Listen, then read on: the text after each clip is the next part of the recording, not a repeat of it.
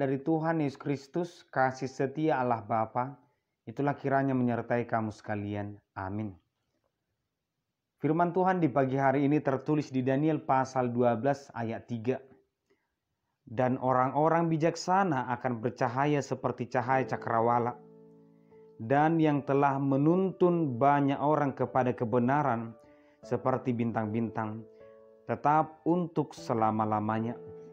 Demikian pembacaan firman Tuhan.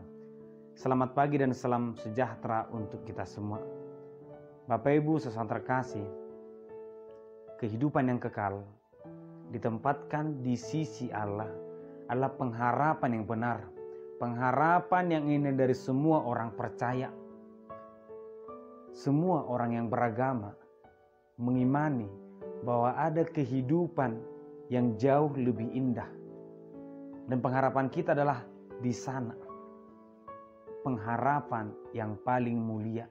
Sehingga pengharapan itu akan menguatkan kita, meneguhkan kita menjalani kehidupan ini. Seberapa berat pun, seberapa sulit banyaknya persoalan yang kita hadapi, pengharapan itu akan memberikan kekuatan kepada kita.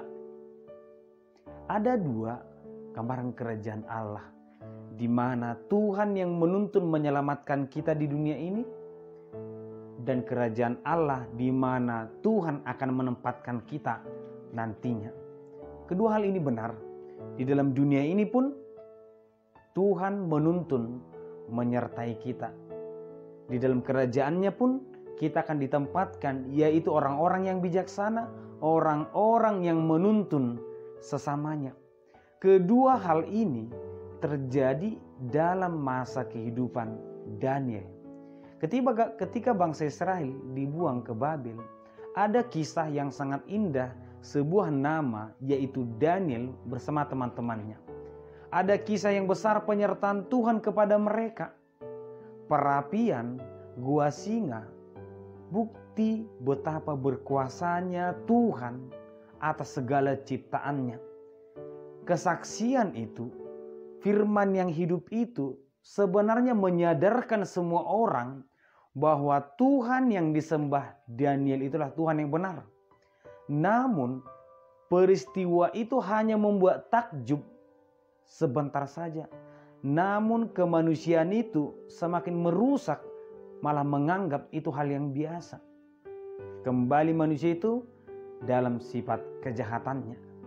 Dan dalam firman Tuhan ini, Daniel dalam penglihatannya melihat bahwa orang-orang yang bijaksana, orang yang benar, orang yang fasik akan ditempatkan pada tempat yang berbeda.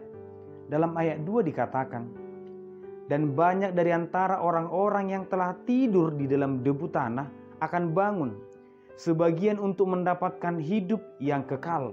Itulah orang yang benar. Sebagian untuk mengalami kehinaan dan kengerian yang kekal, tempat yang berbeda. Demikianlah orang yang baik, orang yang setia akan mendapatkan tempat yang berbeda dengan mereka yang selalu menganggap benar di dunia ini. Firman ini ingin menyadarkan para penguasa pada saat itu, ingin menguatkan iman-iman orang Israel pada saat itu. Semua yang di dunia akan berakhir.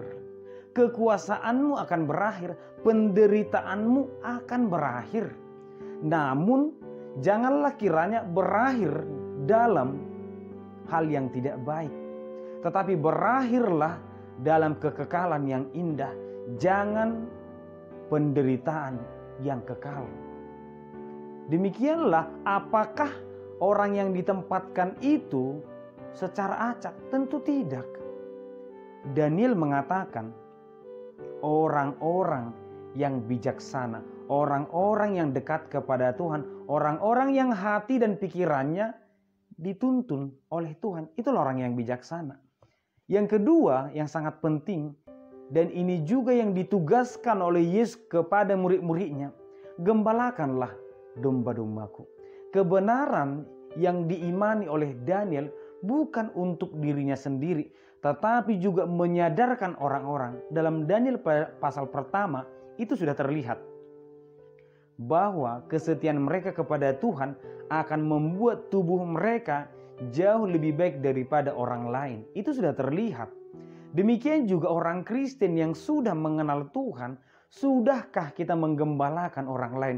Sudahkah kita menjadikan mereka seperti bintang yang bercahaya, membuat kehidupan mereka bercahaya, memancarkan kebaikan?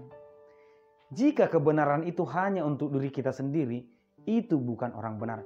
Jika orang pintar, kepintarannya hanya untuk dirinya sendiri, itu bukanlah orang pintar.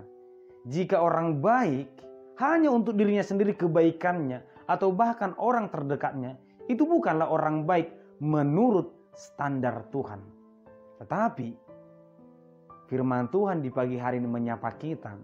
Biarlah kiranya hati kita yang sudah diterangi oleh Tuhan, hidup kita yang sudah terberkati, mari kita jadikan kita sebagai gembala. Mungkin kita bukan gembala yang sempurna, mungkin bukan gembala terbaik, tetapi sebagai orang percaya, mari kita lakukan yang terbaik dari kita. Karena kita adalah gembala yang sempurna, gembala yang disempurnakan oleh Tuhan.